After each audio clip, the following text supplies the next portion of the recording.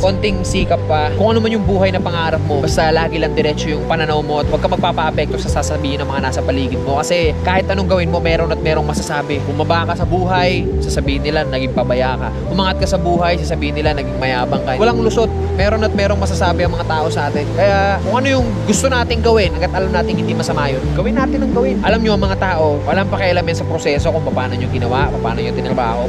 Mukhang ewan ka talaga para sa mga yan sa umpisa. Ang gustong makita lang ng mga tao palagi, yung finished product. Ano yung narating mo dyan. As long as di mo napapabayaan yung pamilya mo, yung sarili mo, sa kung ano man yung tinatahak mo, banat lang.